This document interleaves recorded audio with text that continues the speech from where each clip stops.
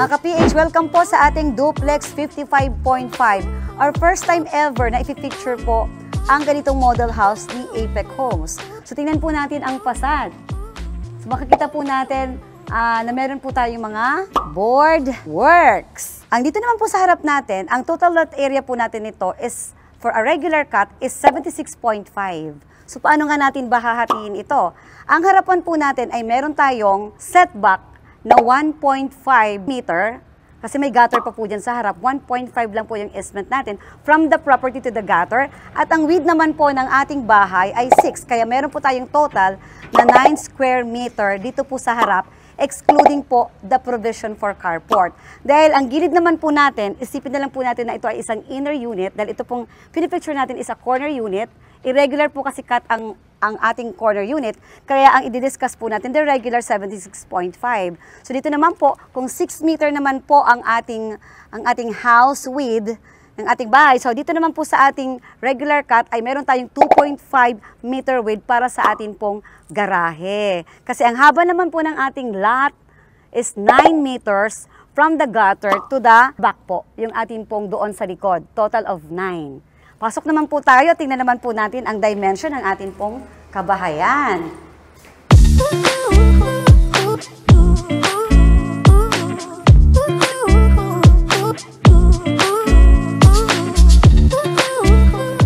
Welcome po sa loob ng ating Duplex 55.5. So, dahil ito po ay 55.5. So, kaya makikita po natin na malawak po ang space or spacious po ang ating first floor. So, ang napansin ko po dito, sobrang maganda po ang finishing. Ang pagkakapalitada po, ang palitada po ng ating mga walls. At meron pa po tayo ditong extra space. Actually, this is an extra 3 square meter dito po sa ating loob ng bahay. Kaya ang likod po natin ay meron tayo ditong total na 7.5 meter width. At sa harapan naman po ay 6 meter width. So, meron din po tayo ditong ating pong restroom, na malaking-malaki po ang ating area na pwede pong separate ang ating pong bathroom area at ang ating pong toilet area. Punta naman po tayo sa likod, guys. So, ito naman po ay meron tayong easement na 2 meters. Plus, ito pong total po natin na extra lot po natin dito. Meron pa po tayo ditong, ang width po natin is 7.5. So, times 2. So, meron pa po tayong extra 15 square meter na area na pwede po nating i-improve, i-enclose, enhance. Pwede po nating lagyan ng slab po dito sa second floor para sa kung gusto nating palaki ng ating bedroom or additional room. At sa ilalim naman po, gawin po natin itong service area, kitchen area. Kayo na po ang bahala kung ano po ang mas maganda para sa tingin po natin. Punta naman po tayo sa second floor, mga ka-PH.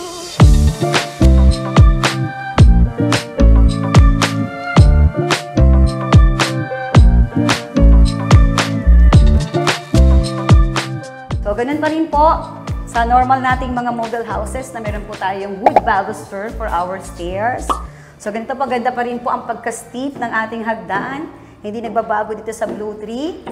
And of course, dahil bare type po tayo, wala po tayong makikitang partitions po dito. However, since ito po ay nasa 55.5 na floor area, so pwede po itong magkaroon ng provision for 3 bedrooms.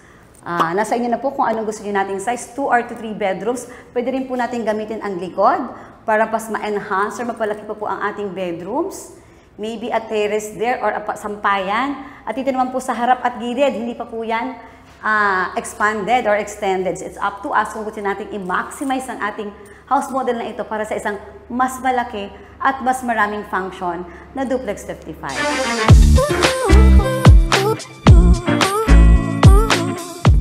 Of course, dahil tayo po ay bare type model, we have the power to customize. Wala po tayong makikitang kisame. However, guys, ang ganda nito dahil ito po ay bare type, pwede muna tayong maglagay ng ating pong insulation para mas ma-absorb po ang init ng bubong bago tayo maglagay ng kisame. So, kaya tayo na po ang masusunod whatever layout we want for the second floor. So, gayon din po, maganda po ang ating finishing, makinis ang ating pong finishing ng ating second floor.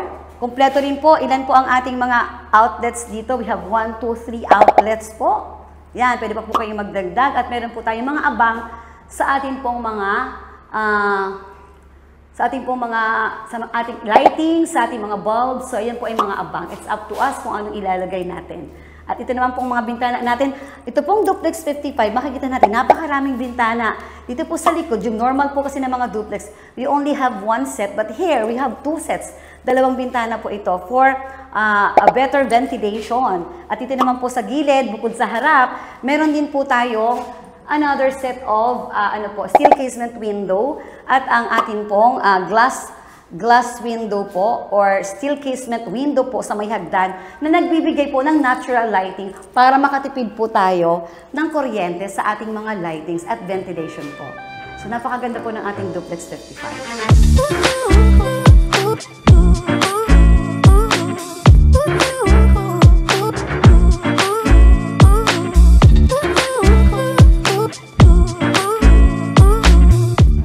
And mga ka-PH, sana na-enjoy po natin ang bagong-bago nating featured na Duplex 55. Para sa mga katanungan tungkol po sa house model na ito, kung saan ba meron itong project, ang house model na ito, mag-message lamang po at kayo po ay aming i-assist para sa mga preferred locations po natin. Again, this is your Pinay broker, Glenny Villaduz Perez. Your dreams plus our help equals your home and success.